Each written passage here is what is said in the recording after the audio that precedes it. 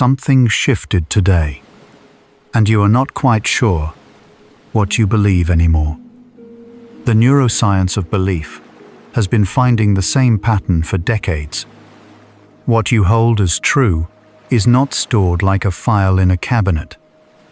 It is rebuilt every night by a brain that selects what stays and what quietly fades.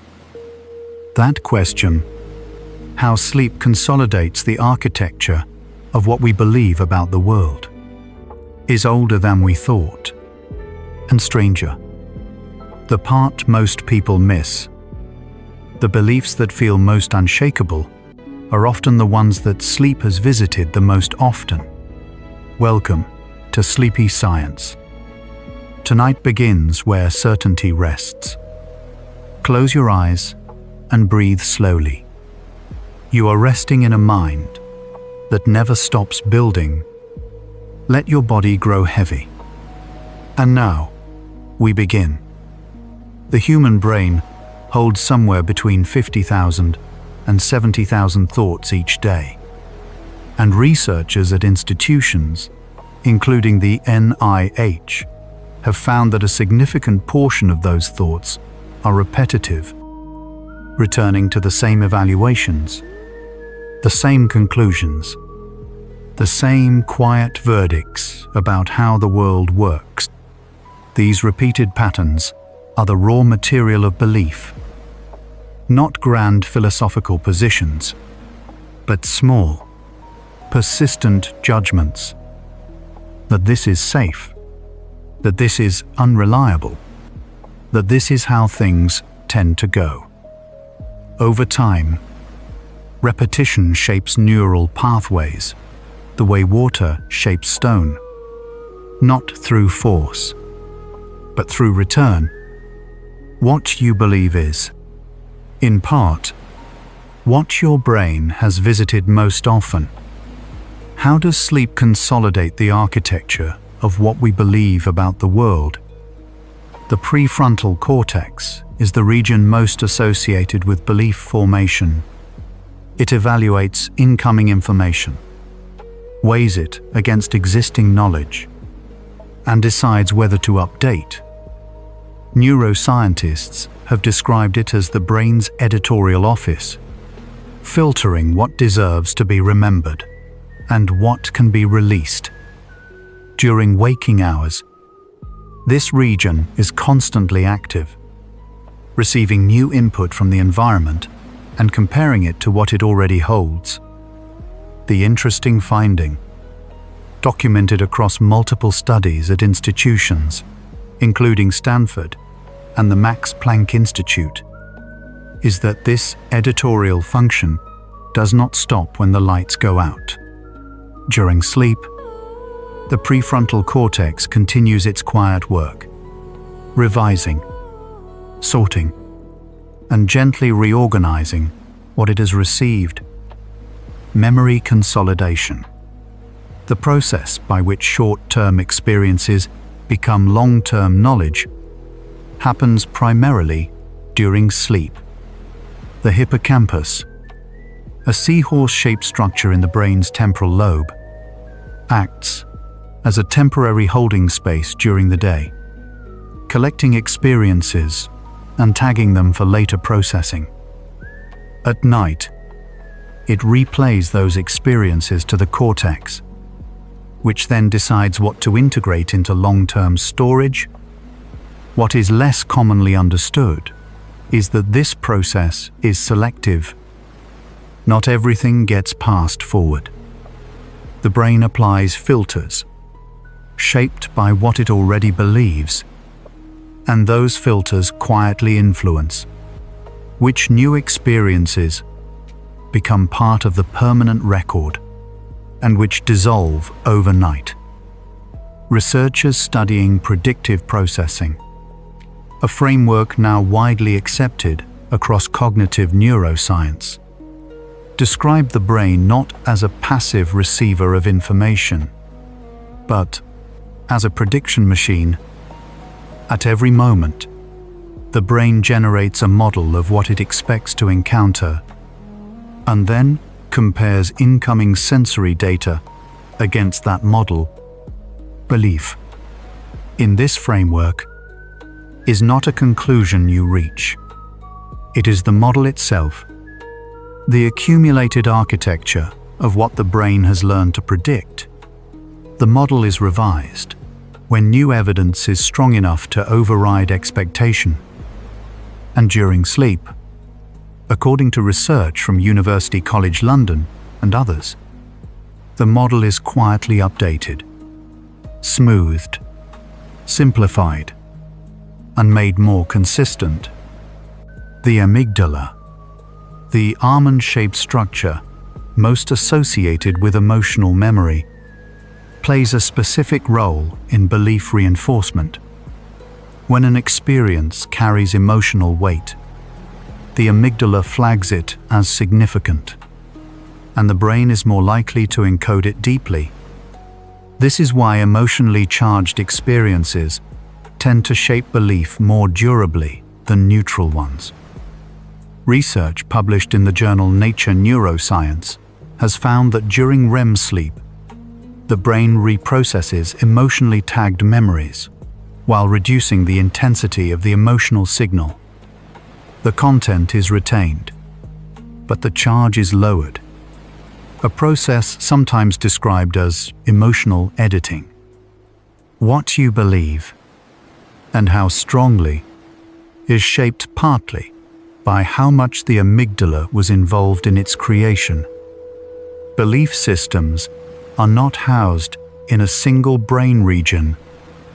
Neuroimaging studies have shown that what we might call a belief, say, a conviction about fairness, or a sense of personal identity, activates distributed networks spanning the prefrontal cortex, the posterior parietal cortex, and the default mode network.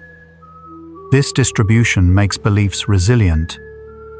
There is no single point of failure, no one structure whose disruption would erase a conviction entirely. It also makes them difficult to revise consciously. The same research suggests that sleep, particularly slow-wave sleep, facilitates the kind of large-scale network communication that local, waking brain activity cannot easily achieve. Sleep, in this way, is one of the few states where belief architecture can be quietly rearranged. The default mode network, a collection of brain regions most active when the mind is not focused on external tasks, is now understood to be central to self-referential thinking, including the maintenance of personal beliefs.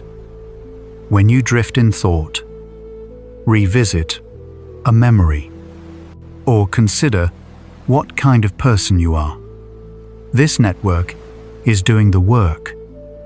During NREM sleep, the default mode network continues to activate in patterns that resemble waking rumination, suggesting that the sleeping brain is still, in some sense, reflecting. Studies from the Human Connectome Project indicate that the default mode network's activity during sleep may be related to how coherent and stable a person's self-concept is over time. Though the precise relationship remains an active area of research, one of the more counterintuitive findings in belief research is that sleep deprivation tends to make beliefs more rigid, not more flexible. A well-rested brain, research from the University of Amsterdam and others has shown, is better equipped to update its models when new evidence arrives. It holds beliefs more lightly, revises more readily. A sleep-deprived brain, by contrast, tends to double down on existing interpretations, perceiving ambiguous information as confirming what it already holds. The mechanism involves reduced prefrontal regulation of the amygdala, which allows emotionally reinforced conclusions to dominate. Sleep, far from being passive, appears to be one of the primary conditions under which genuine belief revision becomes possible. Slow-wave sleep, the deepest stage of NREM, characterized by large, synchronized oscillations called delta waves, is the phase most associated with memory consolidation. But recent research, including work from the Swiss Federal Institute of Technology, has found that slow-wave sleep also plays a specific role in what might be called belief pruning, the selective weakening of neural connections that are redundant, overly rigid, or inconsistent with a more coherent overall model. This process, related to the synaptic homeostasis hypothesis proposed by Giulio Tononi, suggests that the brain uses sleep not just to strengthen what it knows, but to clear away the noise, making the remaining structure cleaner, more precise. So yes, the belief is already revealing itself to be something the sleeping brain actively tends, not passively storing what the day delivered, but selecting, editing, and sometimes quietly dissolving what no longer fits the architecture it is trying to maintain. These first 10 facts suggest something unexpected, that the beliefs you carry into sleep tonight may not be precisely the beliefs you wake with tomorrow. Not because anything significant has occurred, but because the brain, given the chance, will always try to build a more coherent picture. This is where the architecture metaphor becomes useful. Sleep is not just rest.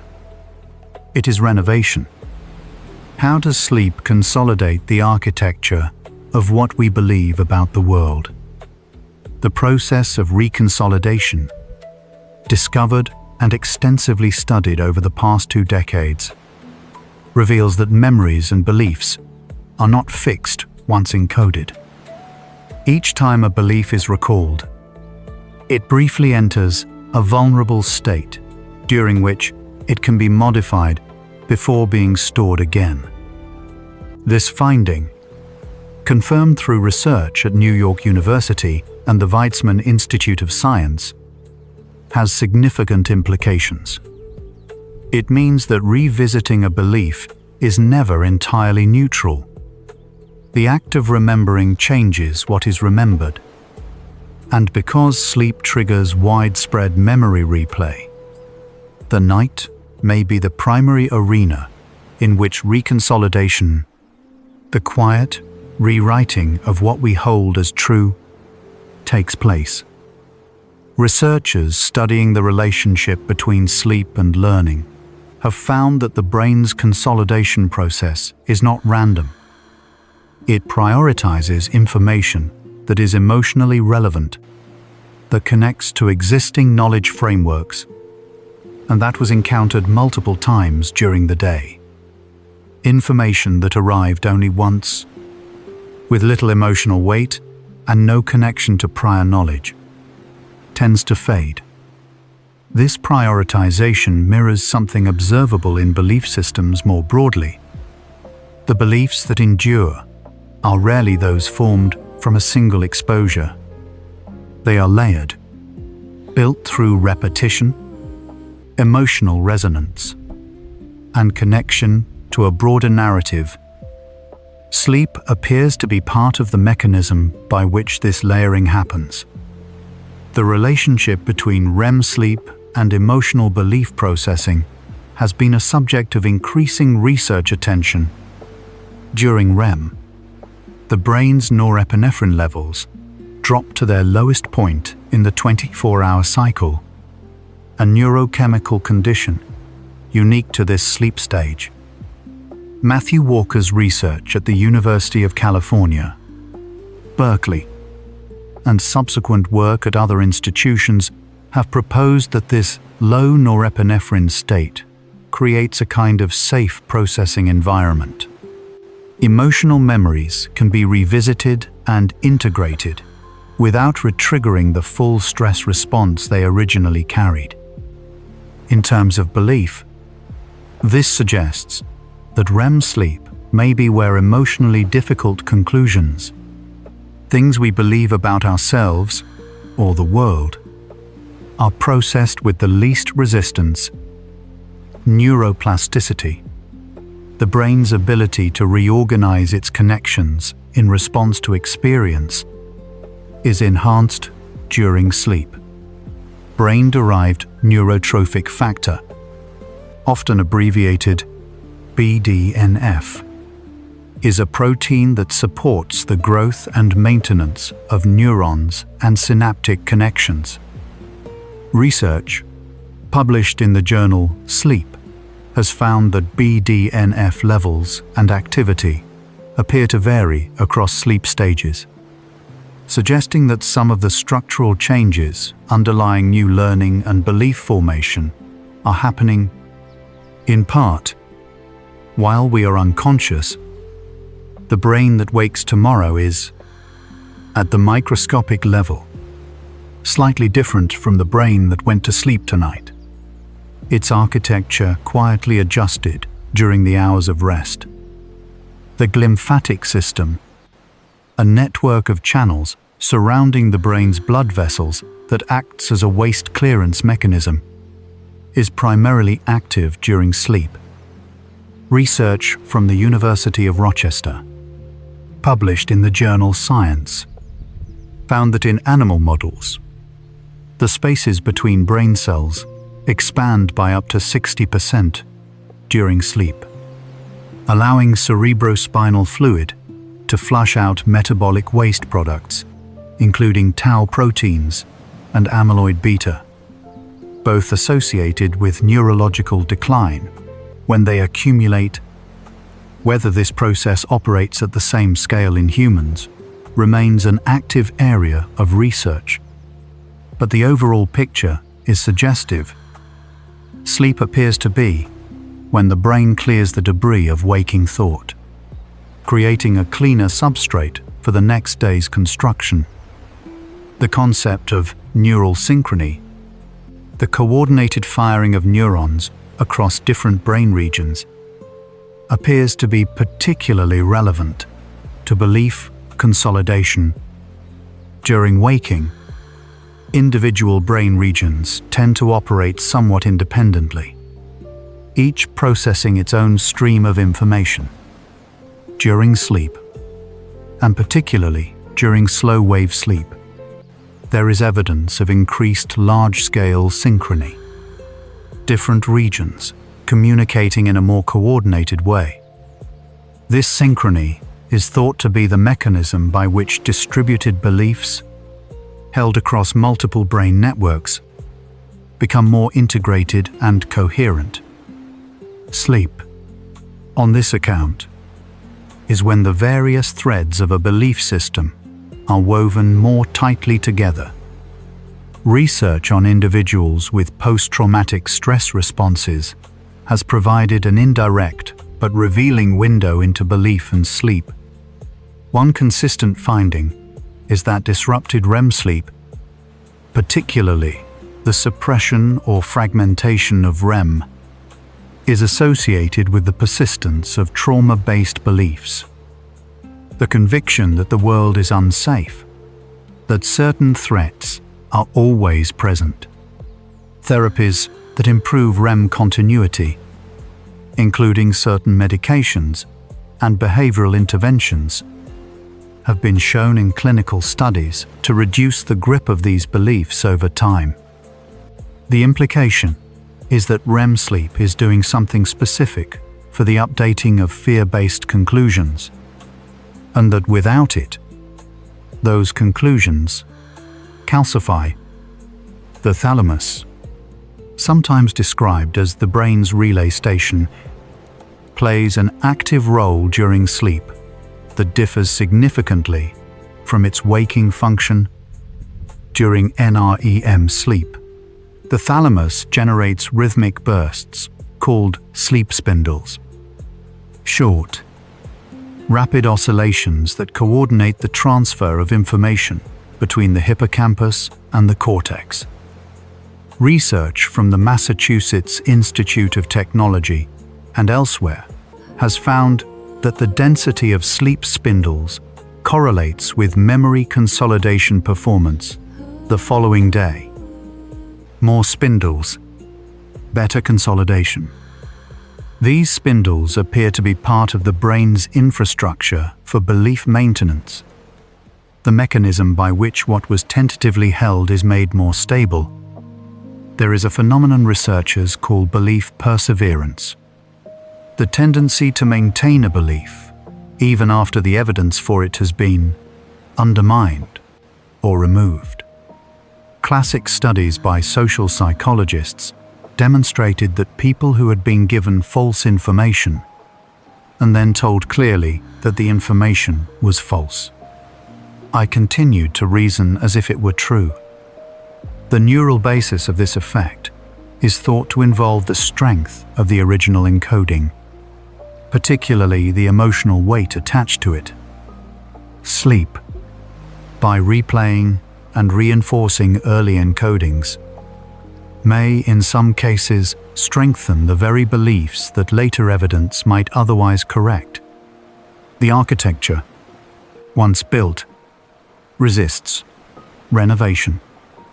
The role of the anterior cingulate cortex in belief formation has received increasing attention. This region, located along the midline of the brain, is involved in conflict detection, the process of noticing when incoming information does not match existing expectations. When conflict is detected, the anterior cingulate generates a signal that can prompt belief revision. Interestingly, researchers found that this conflict detection function is modulated by sleep. Well-rested individuals show more anterior cingulate activity in response to belief discrepant information, meaning they are more sensitive to evidence that their current model might be wrong. Sleep, in this sense, keeps the brain's self-correction mechanism better calibrated. The insular cortex, a region associated with interoception, the perception of internal bodily states, has an underappreciated role in belief. Emerging research suggests that what we believe about safety, about trustworthiness, about whether a situation is threatening or benign, is partly grounded in somatic signals. The feeling in the stomach, the tightness in the chest, the quality of the breath. These bodily signals become associated with certain kinds of situations through experience, and over time they bias interpretation. During sleep, when the body settles into stillness and the interoceptive noise of the day quiets, the insular cortex may engage in a form of recalibration, separating the signal from the accumulated stress. Social beliefs, conclusions about how other people think and behave, about the reliability of relationships, about what can be expected from the world, are among the most emotionally loaded categories of belief, and therefore among the most durably encoded. Research in social neuroscience has found that these beliefs are processed in a network overlapping with the default mode network and the temporal parietal junction, a region associated with theory of mind, the capacity to model other people's mental states.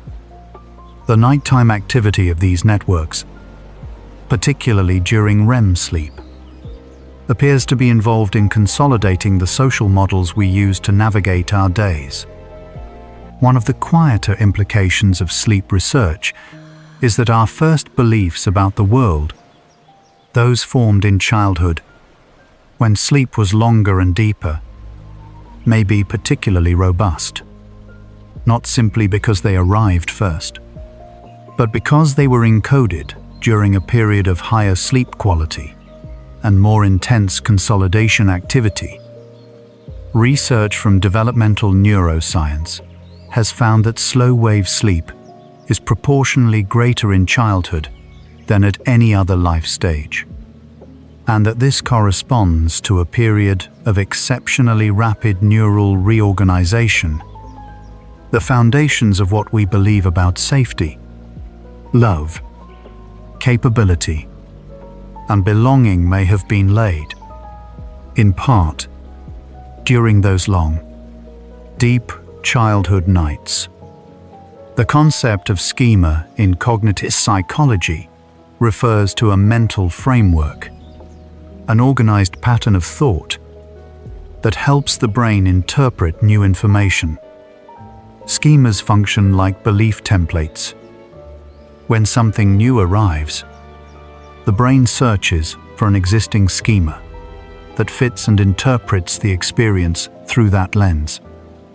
Research on memory consolidation has found that information consistent with existing schemas is consolidated more readily during sleep than information that contradicts them. This creates a natural conservatism in belief systems. Sleep is more likely to reinforce what already fits than to encode what challenges. The architecture tends to preserve itself, adding new rooms that look like the rooms already there. These first 25 facts reveal a pattern worth sitting with for a moment. Belief is not decided once and stored. It is maintained, rebuilt each night through a process that selects what fits, reduces the charge on what hurts, and strengthens the connections that have been visited most often. What sleep seems to offer the architecture of belief is not neutrality, but coherence, the mind reaching for a model that holds together. The question that these facts haven't yet reached is this: what happens when the architecture itself needs to change? When the model that sleep keeps reinforcing is one that no longer serves the person carrying it? That is where the next arc begins. How does sleep consolidate the architecture of what we believe about the world? Something is settling now. Your body knows this rhythm. A gentle subscribe lets another restless mind find this quiet place too. Let's breathe here, one sleepy soul at a time. Right now, the neural networks that have been sorting today's experiences are beginning the slow, deep work of the night. Not because you ask them to, because this is what they do when the waking noise recedes.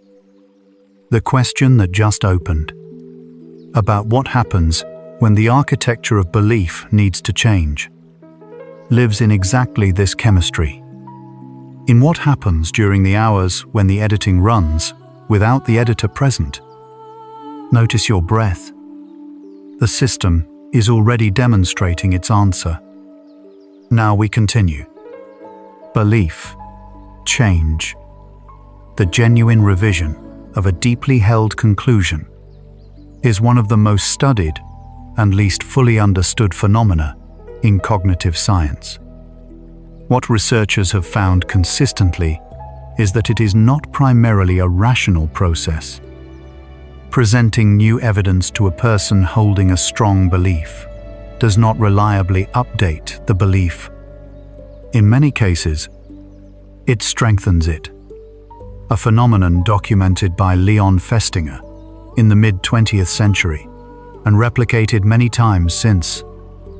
What does appear to facilitate genuine belief change is a combination of factors: emotional safety, repetition of the new information across multiple contexts, time, and, emerging from more recent sleep research, the nightly processing that occurs outside conscious control. The phenomenon known as the continued influence effect describes the persistence of misinformation even after correction. Once a false belief has been consolidated, stored in long-term memory with sufficient emotional weight, it continues to influence reasoning even when the person has consciously accepted its falsity. Research from the University of Western Australia and the Eka Lab has found that this effect is related to the depth of initial encoding. The more times an incorrect belief was activated before correction, the more persistent its continued influence. The implication for sleep is layered. Beliefs encoded over many nights, activated repeatedly in REM and slow-wave cycles, are among the most resistant to revision. Neuroimaging studies have found that the act of actively questioning a belief activates a different neural pattern from the act of simply holding it. Holding a belief involves the default mode network and regions associated with self-referential thought. Questioning a belief, genuinely entertaining the possibility that it might be wrong, activates the prefrontal cortex more strongly, along with regions associated with cognitive flexibility and executive function. This distinction has a practical implication. Genuine belief revision requires prefrontal engagement, and the prefrontal cortex is one of the regions most compromised by sleep deprivation.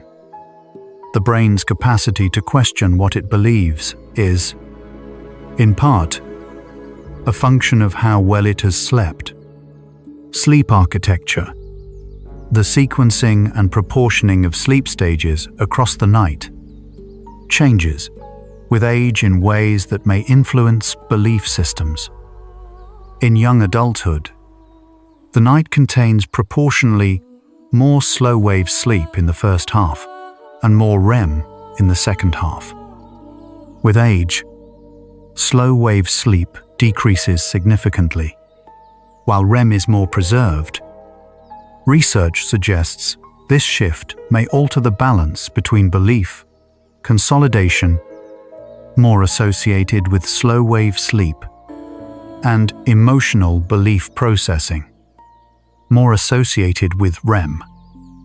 The architecture of the night itself, it appears, influences the architecture of what we believe, and both change together. As we grow older, the role of dreams in belief processing has been debated for as long as humans have wondered about dreams. What contemporary neuroscience can offer is more modest than the theories of previous centuries, but still intriguing. Research from Harvard Medical School and the lab of Robert Stickgold has found that the content of REM dreams tends to draw on emotionally significant recent experiences, combining them with older, related memories in novel ways. This recombination, sometimes described as associative processing, may serve to integrate new experiences into existing belief frameworks, finding where they connect, where they contradict, and where they simply add a new detail to a map already being drawn. The concept of semantic memory, general knowledge about the world, as distinct from episodic memories of specific events, is thought to be built gradually through the accumulation and abstraction of many individual experiences. Researchers, including Ken Parler at Northwestern University, have argued that sleep plays a central role in this abstraction process. Repeated replay of related memories across many nights eventually extracts the common pattern, which becomes semantic knowledge, a belief about how things generally work. This is, perhaps, one of the deepest ways in which sleep shapes belief, not just consolidating what happened, but slowly distilling from many happenings what seems to be true in general, The relationship between stress and belief rigidity is well established in the research literature. Cortisol, the primary stress hormone, when elevated chronically, has been found to impair hippocampal function and reduce cognitive flexibility. This has direct implications for belief. Under sustained stress, the brain becomes less capable of updating its models, more likely to interpret ambiguous information through existing frameworks, and more resistant to evidence that challenges current conclusions. Sleep, by allowing cortisol levels to reset, and by providing the low-stress environment in which reconsolidation can occur, serves as one of the primary mechanisms by which the mind recovers its capacity for belief revision after periods of difficulty. Research on implicit beliefs, conclusions we hold without conscious awareness, has found that they are often more influential than explicit beliefs and considerably harder to revise.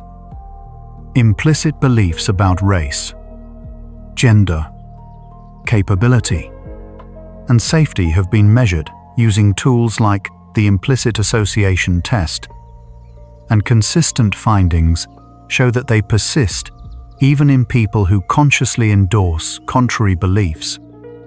The neural basis of implicit belief involves the basal ganglia and the cerebellum, structures associated with procedural and habitual processing. These regions are active during sleep, and there is growing but preliminary evidence that implicit beliefs may, like procedural skills, be subject to some degree of overnight consolidation. The precise mechanism remains an active area of research. The architecture of belief is not merely cognitive, it is embodied. Research in the field of embodied cognition has found that physical posture, muscle tension, and bodily sensations influence the content and accessibility of beliefs. People who are physically constrained tend to report more constrained thinking. People who are physically open tend to access more flexible interpretations. During sleep, the body moves through cycles of muscular relaxation and atonia, particularly during REM, when major muscle groups are actively paralyzed. This deep physical release may create conditions under which more flexible belief processing becomes possible, not just metaphorically, but as a function of the body's changed state. Long-term potentiation. The strengthening of synaptic connections through repeated activation is the cellular mechanism underlying learning and belief formation. When two neurons fire together repeatedly, the connection between them becomes more efficient, more likely to activate in the future. This is what Hebbian learning theory describes as the neural basis of association. What fires together, wires together. Sleep has been found to facilitate long-term potentiation through the coordinated activity of slow oscillations and sleep spindles.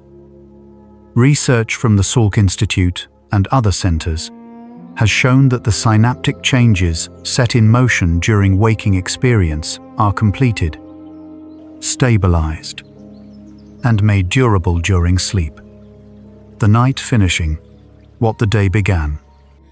The brain's reward system, including the nucleus accumbens and the dopaminergic pathways, is involved in belief formation in ways that are often underappreciated.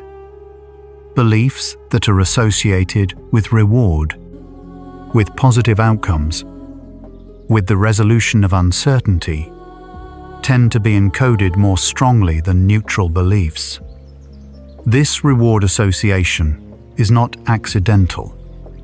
From an evolutionary standpoint, beliefs that reliably predicted outcomes worth pursuing were the ones worth keeping. During sleep, The replay of rewarding experiences appears to reinforce the beliefs associated with them, not indiscriminately, but selectively, in a way that prioritizes conclusions the brain has found useful in the past.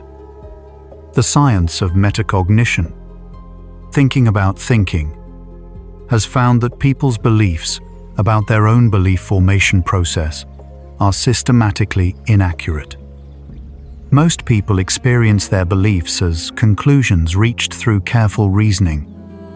The research suggests they are more often post hoc rationalizations of positions arrived at through other means. This gap between the experience of believing and the actual mechanism of belief formation is, itself, something the brain maintains. The sense of having good reasons for what one believes is, in part, a confabulation, a story the conscious mind tells about a process that mostly occurs elsewhere, including, the evidence suggests, during sleep, context-dependent memory. The finding that memories are more easily recalled in the context in which they were encoded has implications for belief as well. Beliefs formed in a particular emotional or environmental context tend to be most accessible when similar contexts recur. This may contribute to the experience of certain beliefs feeling more true at night, in the quiet, in a particular room, not because they are more accurate in those conditions, but because they were formed in similar ones. The nighttime context of sleep itself may be one in which certain kinds of belief are most fully processed. The darkness and stillness, a familiar home for the mind's deeper revisions. Research on narrative identity, the story a person constructs about who they are, incorporating their experiences into a coherent life narrative, has found that this narrative is not stable, but is actively maintained and revised. The default mode network, most active during rest and sleep, is thought to be the primary neural substrate of narrative identity. The hypothesis, supported by research from the lab of Mary Helen Imordino Yang at the University of Southern California, is that rest and sleep provide the intervals in which the self-narrative is updated, integrating new experiences into the story already in progress, adjusting the plot where recent events don't quite fit. The architecture of belief, as these facts have assembled it, is neither as fixed as we might fear, nor as fluid as we might hope. It is maintained through a process that is largely invisible to waking consciousness, running through the night in slow oscillations, spindle bursts, and the emotional editing of REM. It changes when change is permitted, when the architecture receives what slow-wave sleep and dreaming can offer, which is something closer to renovation than redecoration. Tonight, your brain is doing exactly this, sorting through what arrived today, deciding what fits, what needs adjusting, what can be gently released. The process continues. Whether you are aware of it or not, there's a quietness settling in now, a different kind of listening. Take a slow breath. Notice how your body has grown heavier than when you first lay down. Not heavy with effort, but with the particular weight of a mind beginning to let go. We're exploring the architecture of what you believe together. The quiet construction that has always been happening, mostly while you sleep. Let's continue. The phenomenon of belief updating, when it does occur, tends to follow a pattern that researchers call Bayesian revision. Prior beliefs are adjusted in proportion to the strength and credibility of new evidence. But the brain is not a perfect Bayesian reasoner. Research has found systematic biases in how evidence is weighted. Information that confirms existing beliefs tends to be processed more fluently, encoded more readily, and recalled more easily than information that contradicts them. This confirmation bias is not a character flaw. It is a feature of a brain optimized for efficiency. Sleep does not eliminate confirmation bias, but there is evidence that adequate sleep reduces its magnitude, allowing more balanced processing of belief-challenging information. The neuroscience of trust, a specific category of belief about other people and institutions, has found that the brain maintains a continuously updated model of trustworthiness based on accumulated experience. The anterior insula and the temporoparietal junction collaborate in this modeling, tracking inconsistencies between expectation and outcome. Research from the Trust Lab at Caltech and related institutions has found that this trust modeling is influenced by sleep.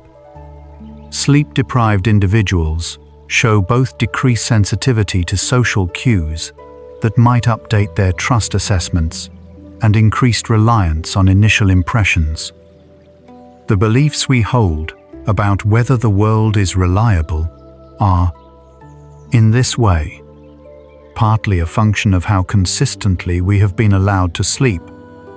The brain's default mode network, revisited here because of its central role in this story, was not identified until the early 2000s, when Marcus Reichel and colleagues at Washington University observed that brain activity did not simply decrease during rest, but shifted to a different, coherent pattern. This network, now one of the most studied in neuroscience, is most active when the mind is not directed outward, when it is wandering, reflecting, imagining, or consolidating the meaning of experience. The beliefs it tends are not incidental. They are the ones that matter most. Who you are, what you have experienced, what you expect will happen next. Mindfulness, practice, and sleep share an unexpected relationship with belief processing. Research published in journals including Psychological Science has found that regular mindfulness practice, which involves sustained attention to present moment experience, alters the default mode network in ways that overlap with the effects of healthy sleep.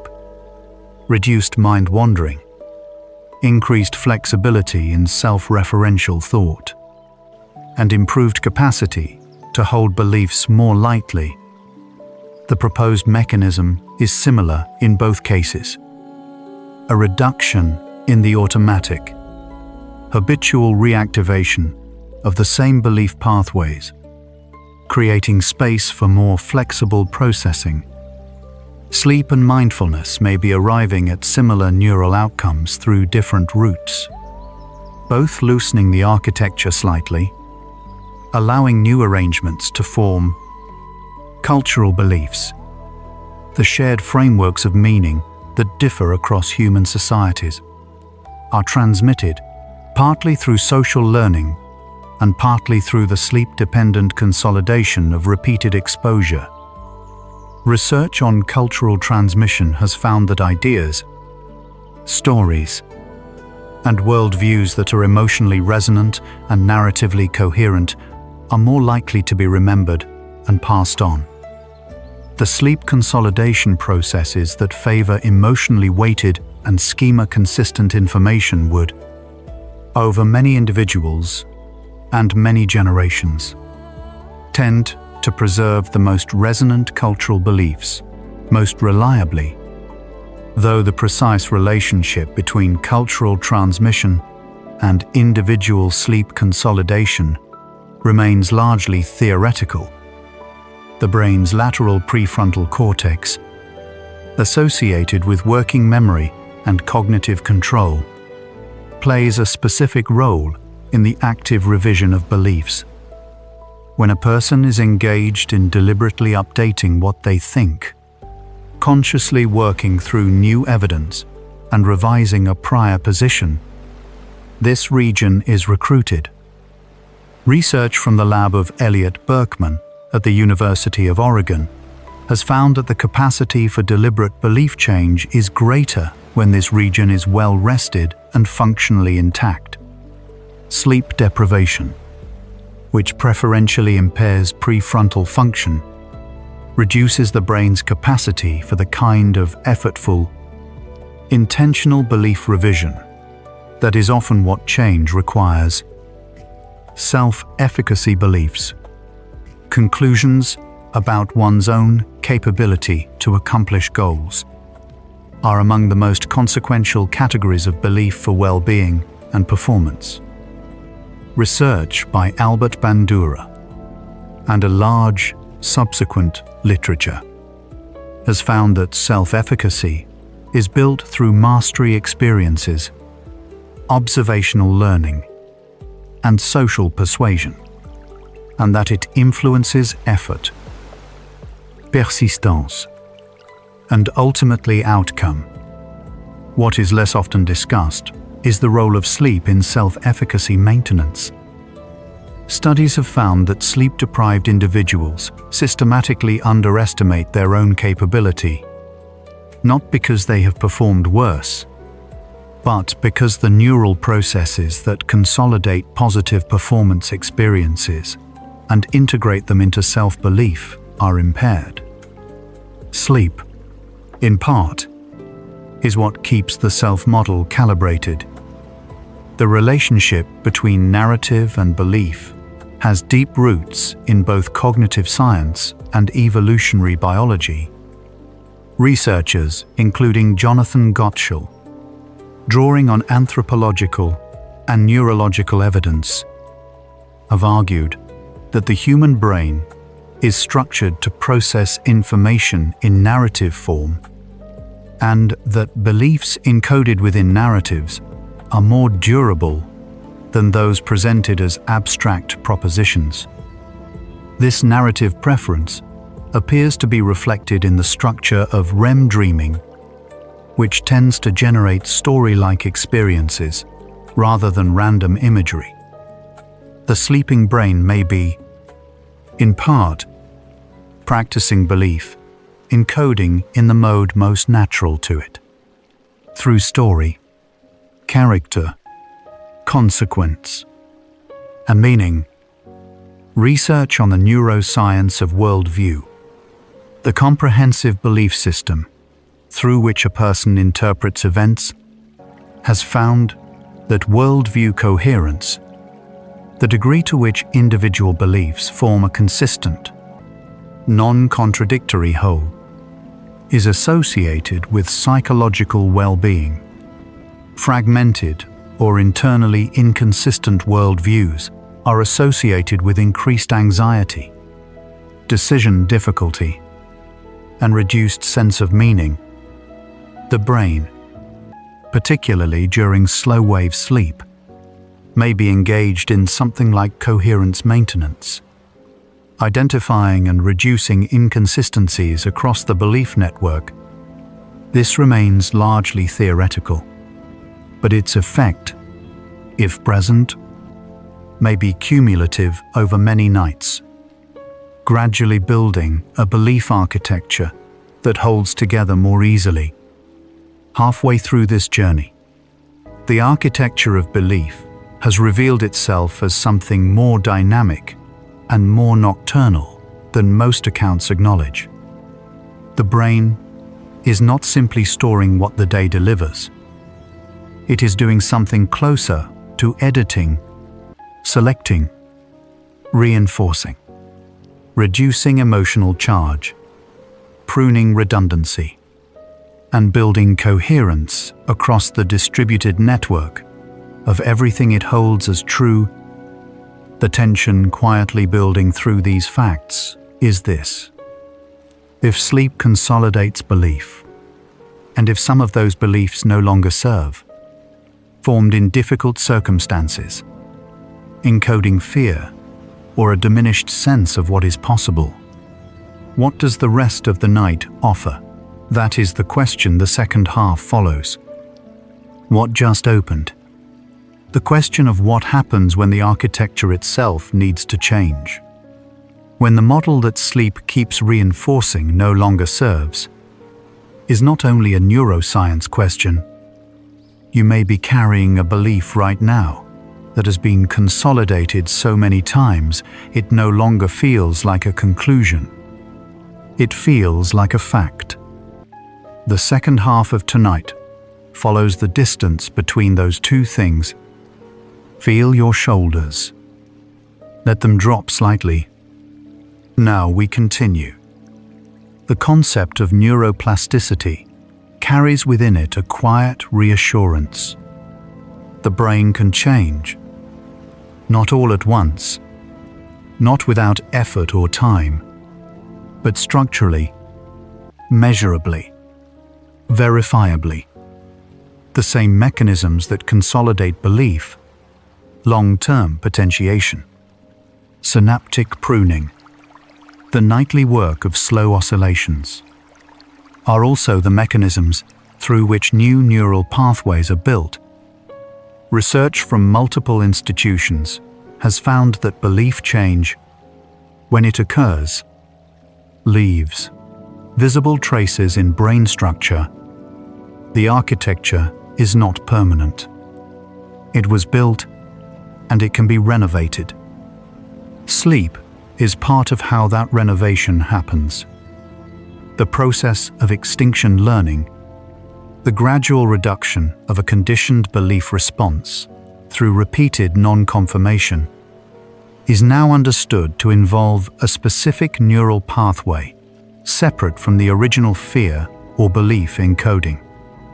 Research from the lab of Joseph Ledoux at New York University found that extinction does not erase the original encoding.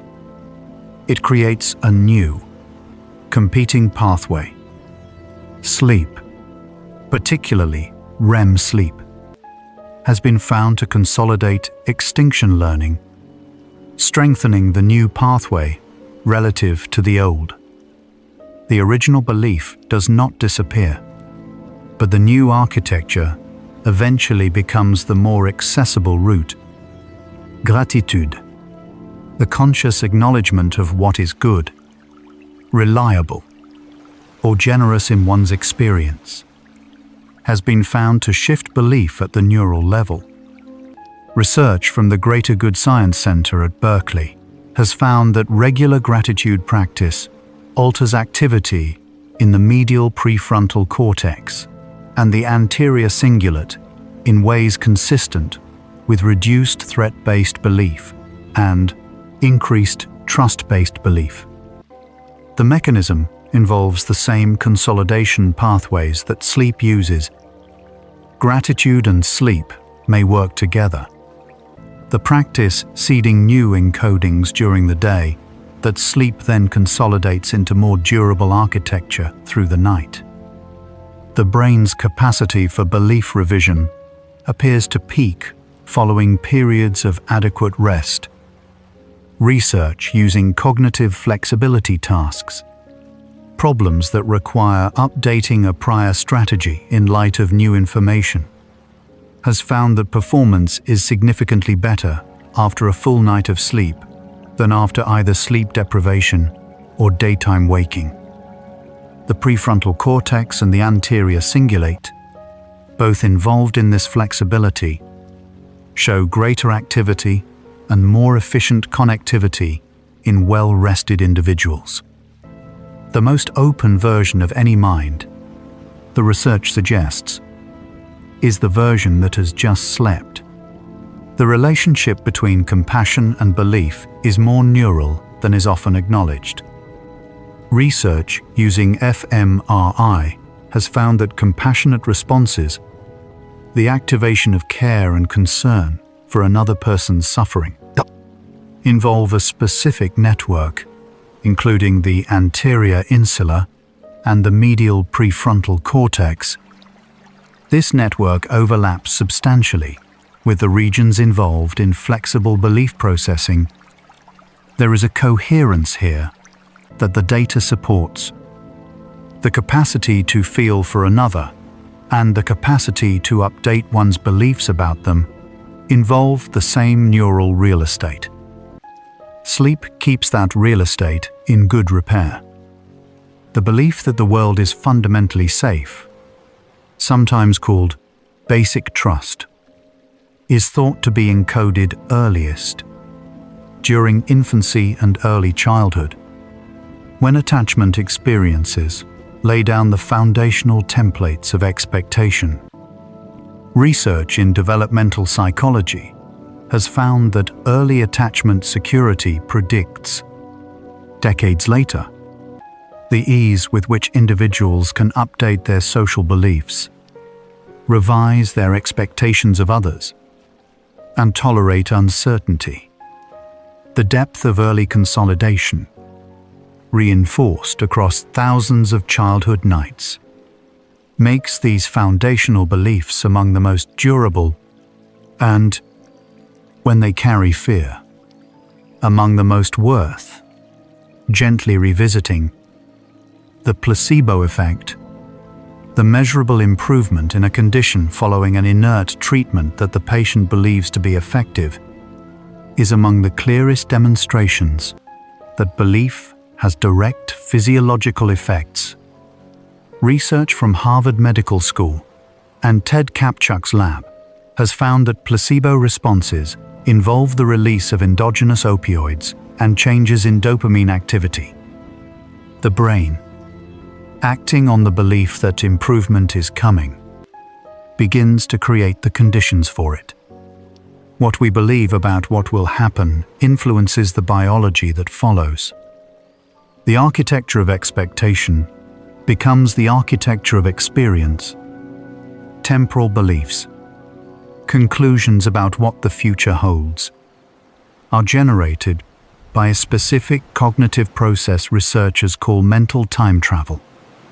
The hippocampus, so central to memory consolidation, is equally central to imagining the future. Both use the same reconstructive process, assembling likely futures from fragments of past experience. Research has found that this future simulation function is active during sleep coma, particularly during REM dreaming. The hopeful or fearful images of what will come that arise in dreams may be the brain's laboratory for testing future beliefs, before morning brings the occasion to hold them as certainties. Beliefs about the self, who one is, what one deserves, what is possible, are particularly resistant to change because they are reinforced across the widest range of contexts and the longest span of time. Each day provides new situations that, through the lens of a self-belief, tend to confirm what is already held. Sleep then consolidates what the day confirmed. The cycle is long and slow, but it can run in either direction. New evidence, new experiences, new practices repeated consistently enough. These, too, get consolidated. The architecture is always under quiet construction. The neuroscience of awe, the emotion associated with encountering something vast, beyond one's current mental frameworks, has found that this experience activates neural responses associated with belief updating. Research from Dasha Keltner's lab at Berkeley has found that awe generates what subjects describe as a sense of the smallness of the self relative to something larger, and that this shift in perspective is correlated with measurable changes in self-referential belief. In this way, is one of the experiences that can briefly loosen the architecture, making the night's renovations somewhat easier to carry through. The brain's capacity to hold contradictory beliefs simultaneously, a state cognitive psychologists call cognitive dissonance, generates a form of low-level neural stress that motivates resolution. Leon Festinger's original work in the late 1950s described this as an uncomfortable tension. Subsequent neuroimaging has found that it activates the anterior cingulate, the region associated with conflict detection. Sleep may serve, in part, to reduce this dissonance by allowing the belief network to reorganize overnight, finding arrangements in which fewer contradictions remain unresolved. The brain wakes into a slightly less conflicted model of itself and the world. The practice of journaling, writing about one's experiences and beliefs, has been found in research by James Pennebaker at the University of Texas to have measurable effects on physical and psychological well-being. The proposed mechanism involves the transformation of emotionally charged, unstructured experience into narrative, a form that is more easily processed and consolidated by the sleeping brain. Writing before sleep, in particular, may prepare the night's material for consolidation, giving the brain's editorial system something organized to work with, rather than the raw, unprocessed residue of a complex day. Music has a well-documented effect on mood and, less directly, on belief accessibility. Research using neuroimaging has found that music activates the default mode network, the same network central to belief maintenance, and that music associated with emotional memories can temporarily shift the pattern of belief accessible to conscious awareness. This is why certain songs feel true in a way that is difficult to articulate. They are not conveying information. They are activating the neural context in which certain beliefs were first consolidated, briefly reopening the architecture to revision. The connection between physical movement and belief has been studied under the heading of embodied cognition.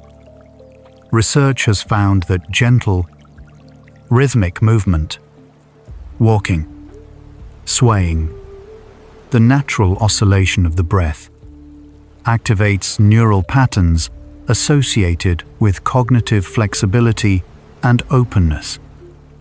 The body in motion is a slightly different believing instrument than the body at rest. And the body in the deepest stages of sleep, still, yet internally oscillating in delta waves, may represent a third state, one in which the conditions for flexible processing are, in some ways, at their most settled. Research on the neural basis of hope, the belief that desired outcomes are possible, has found that it activates a network including the nucleus accumbens, the anterior cingulate, and the ventromedial prefrontal cortex. This network overlaps with both the reward system and the regions involved in belief updating. Hope, in this neurological sense, is not merely a feeling. It is a belief about what is possible, encoded and maintained through the same processes as any other belief. And it is, like other beliefs, subject to consolidation, and therefore, partly a function of sleep. The neuroscience of forgiveness, the process of revising a belief from one that holds another person as a source of threat or injury to one that holds them as something more complex has been studied by Everett Worthington and others. The neural changes associated with forgiveness involve reduced amygdala reactivity, increased prefrontal modulation, and a shift in the default mode network representation of the person being forgiven. These changes take time, and time, the evidence suggests, involves nights. The revision of a belief about another person is, among other things, a nocturnal project. The relationship between imagination and belief is closer than intuition might suggest. Research using neuroimaging has found that imagining an event vividly, with sensory detail, activates many of the same neural patterns as actually experiencing it.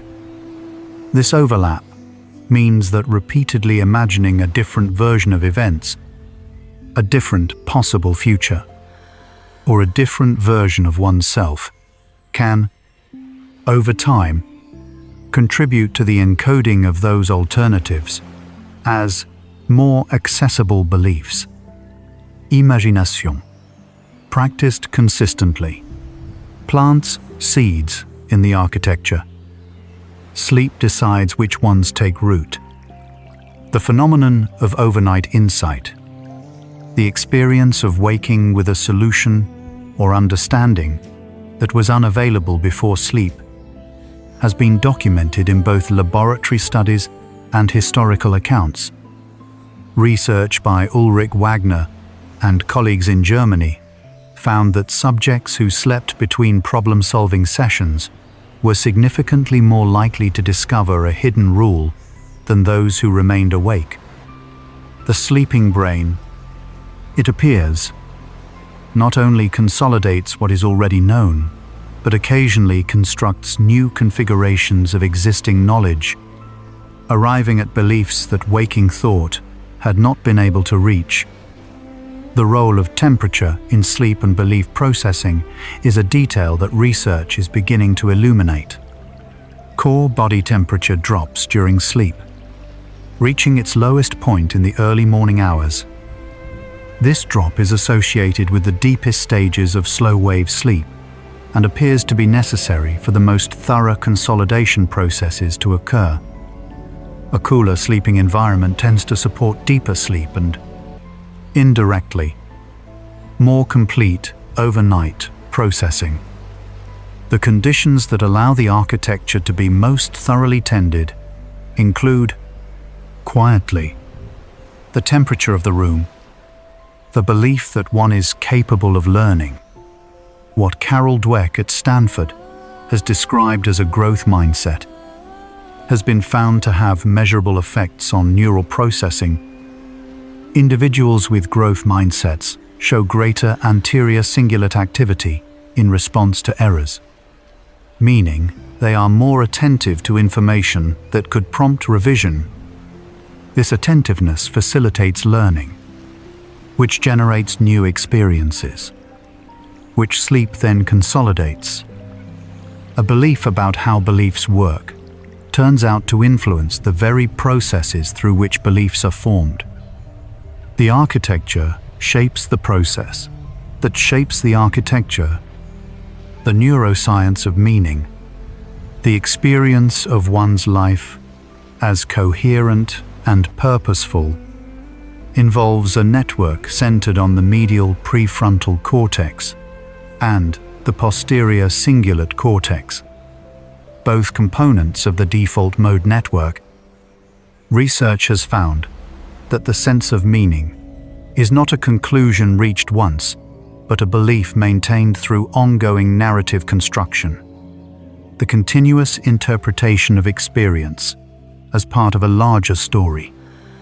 Sleep, by providing the intervals in which this narrative is updated, is part of what keeps the sense of meaning intact.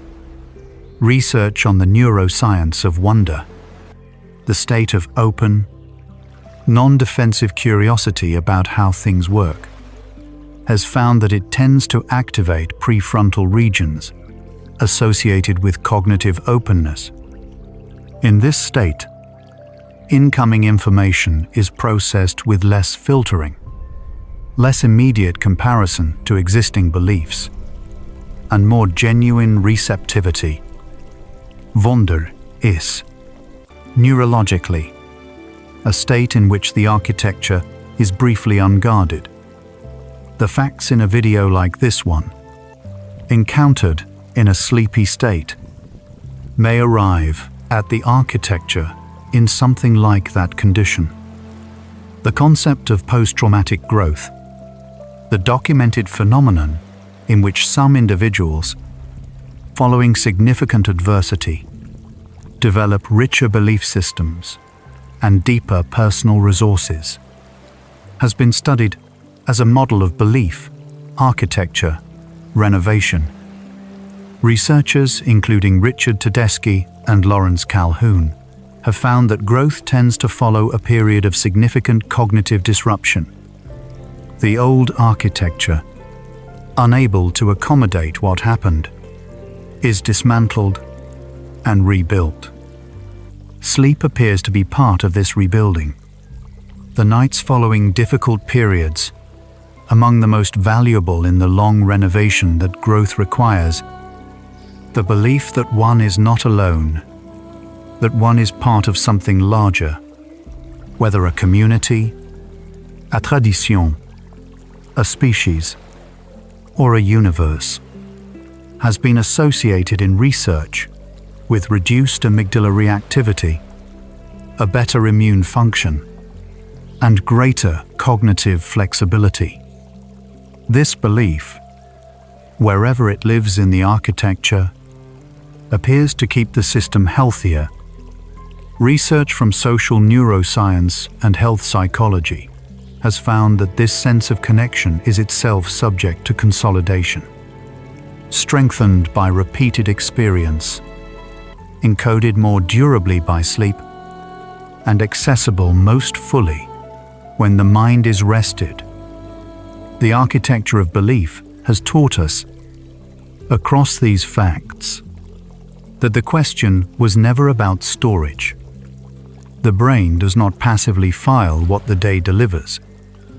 It builds, selecting, shaping, pruning, editing, arriving at something that resembles a coherent picture of how the world works.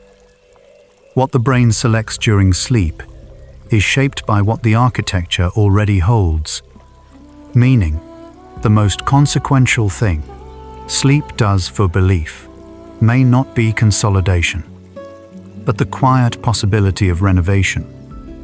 The remaining facts carry a different quality. How does sleep consolidate the architecture of what we believe about the world? You might be feeling quiet now. That's perfectly as it should be. Breathe slowly. Feel the cycles. The architecture of belief was building tonight, and so was something else. The slow unwinding of what was held too tightly. The gradual release of conclusions that no longer need defending. You are also part of that movement. You don't need to hold on to anything right now. Let everything settle into its own arrangement. Like structures in a city going dark one by one, unhurried, unresisting, simply resting. We're almost there now. Sleep is not where belief ends. It is where belief continues its work, below the level of argument, below the reach of will. Each night, the architecture receives what the day delivered. It keeps some, it releases some, it finds, where it can, a shape that holds together more easily than the one before.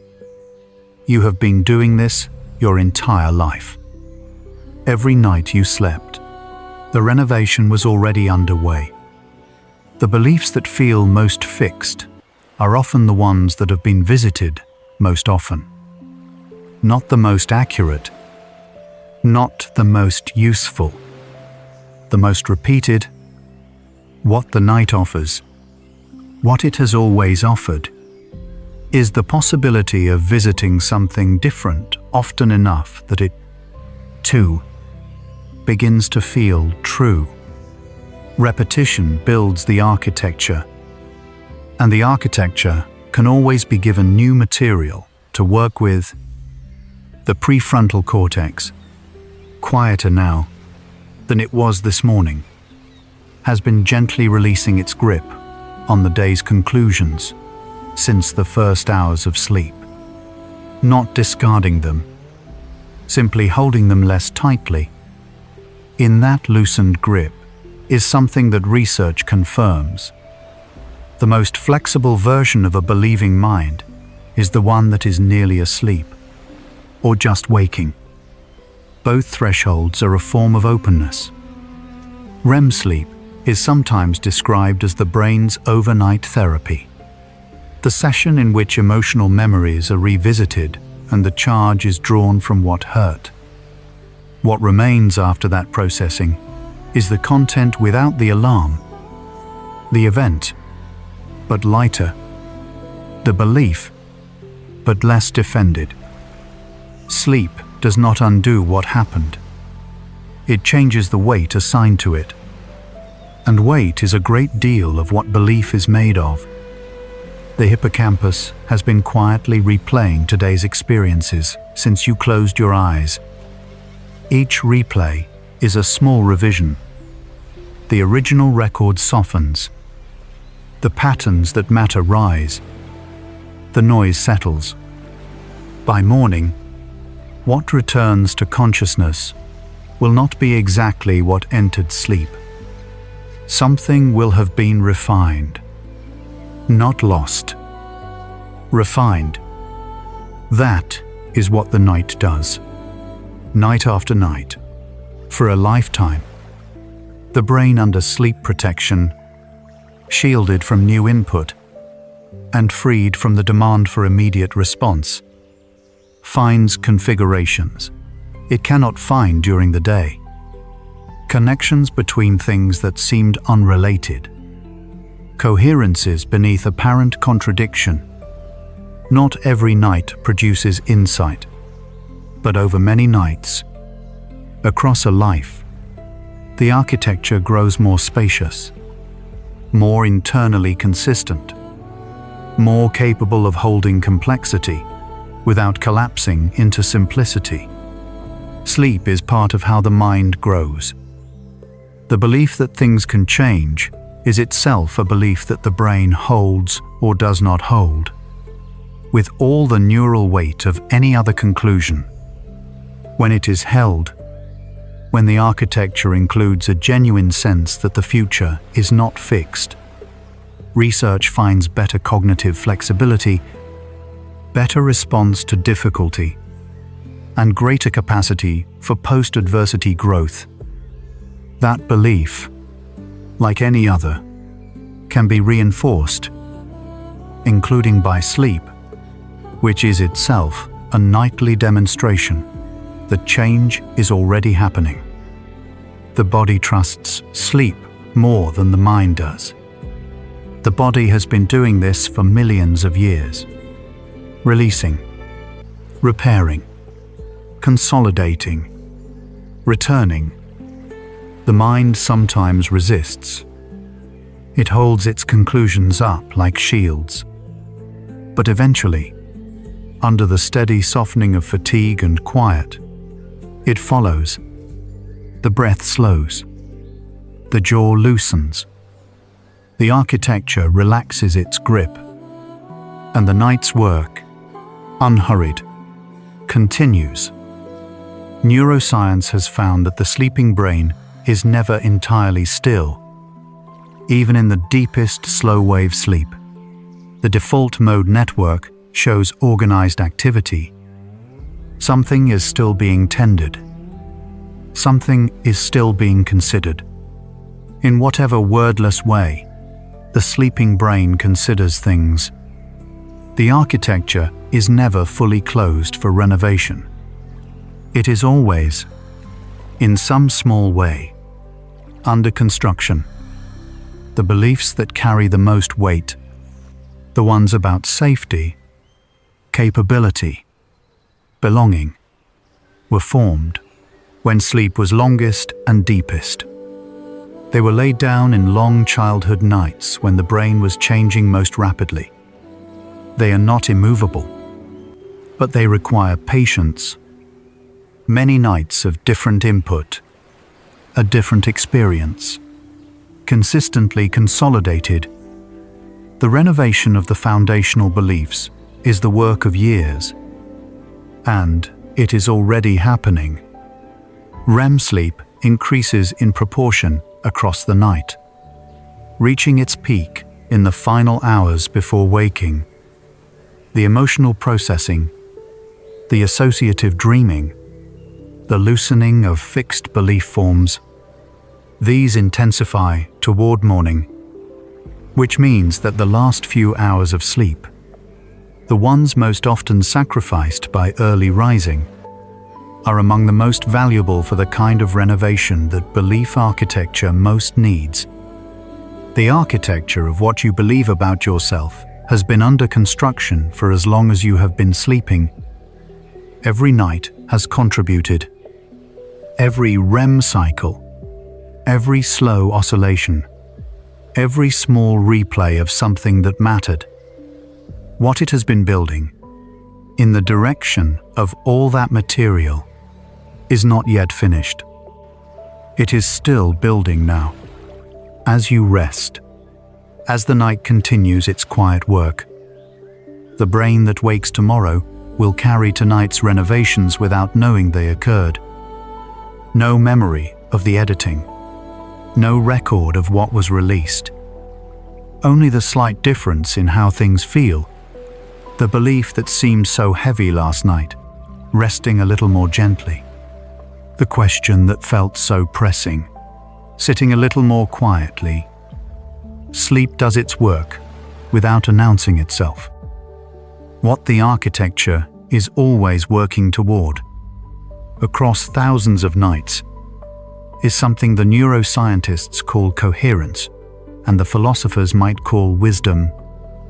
A belief system in which fewer things contradict each other, more things connect, and the overall structure can accommodate difficulty without fracturing. Not certainty, not the elimination of doubt, but a kind of reliable groundedness from which even uncertain things can be considered without fear. Belief and sleep have always been companions.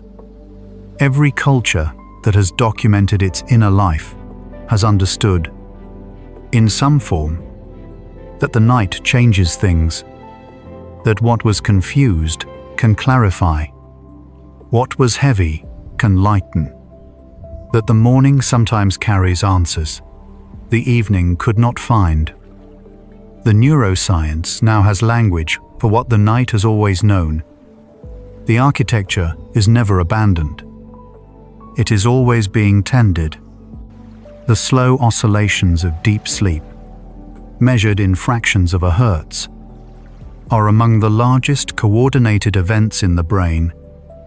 They sweep through the cortex in waves, each one a moment of organized quiet in which information moves from one region to another, from temporary to permanent, from the provisional to the slowly, quietly established.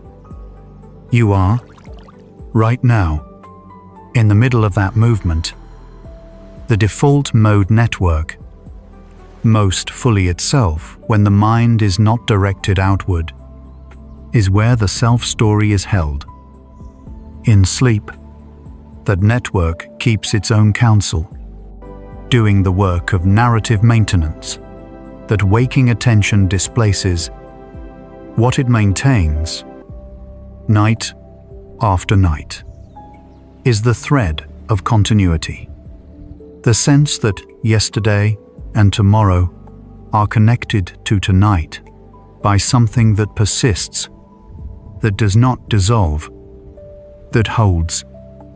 Every belief you carry was learned, was encoded, was consolidated during sleep into the architecture that now feels like simply how things are.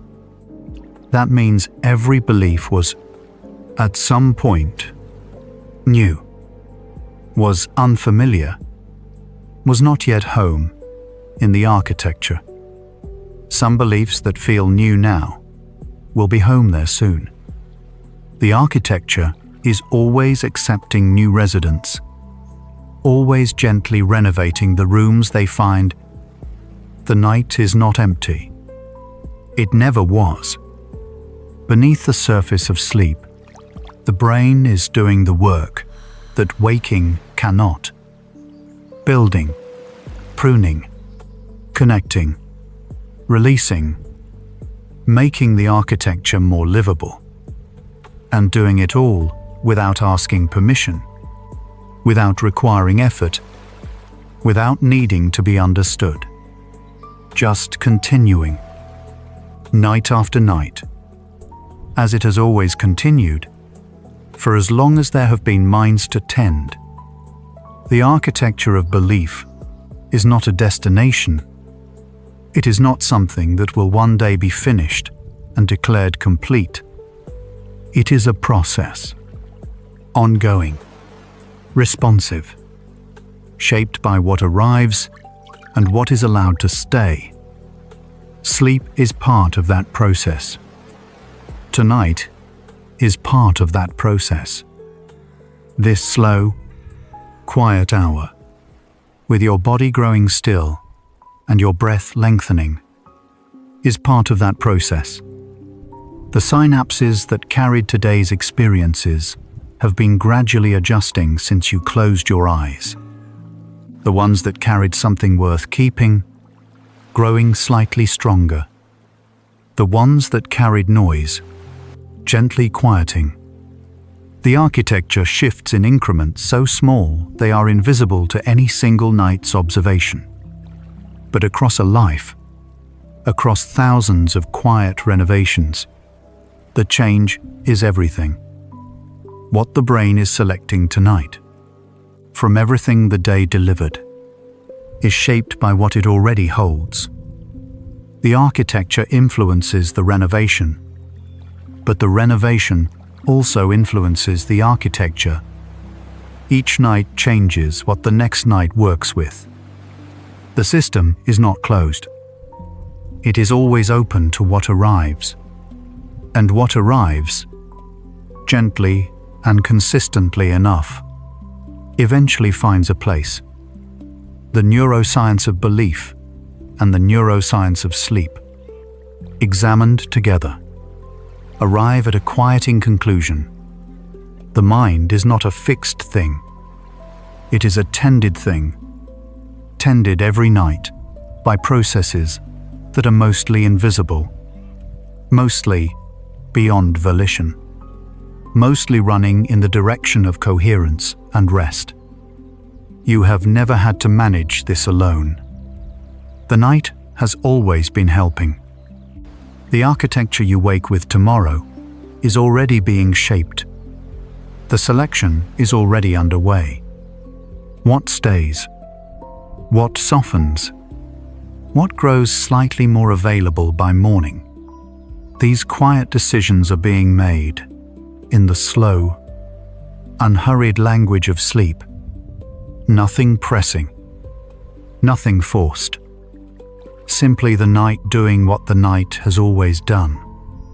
Tending the architecture, making room for what is still coming. The answer is not that sleep stores belief. It is that sleep tends it, the way a gardener tends a garden. Not by forcing growth, but by clearing, composting, and returning. What the brain selects during sleep is not random, but it is not entirely determined either. There is room in the architecture for what arrives with enough patience, enough gentleness, enough repetition. How does sleep consolidate the architecture of what we believe? Like this. Quietly. Without your knowing. And again tomorrow night. 100 facts ago, we were asking how the brain processes belief during sleep. Now we know it doesn't wait for instruction. The editing begins. The moment waking gives way. We followed the slow oscillations, carrying the day's experiences from the hippocampus to the cortex. We watched the amygdala's charge drain from memories in the low norepinephrine quiet of REM. We traced the default mode network, tending the self-story through the night. What began as a question about consolidation became something closer to an answer about renovation. The night was never storing. It was always building. What the night selects while you sleep has always been shaping what you carry forward. That process was never asking for your permission. It was simply running. Now it runs while you rest. In these final minutes, take the deepest breath you can. As deep as possible. Think about the architecture of every mind that has ever slept. Every person who lay down tonight carrying questions, carrying weight, and allowed the night to do what it knows how to do.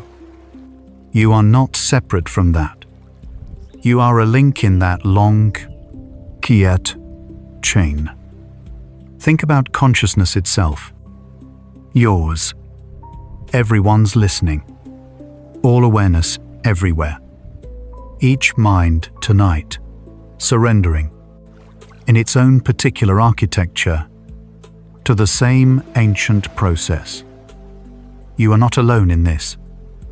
Let your entire being dissolve into the ocean of minds at rest, into the space before thought, into the soft, deep absence where renovation happens.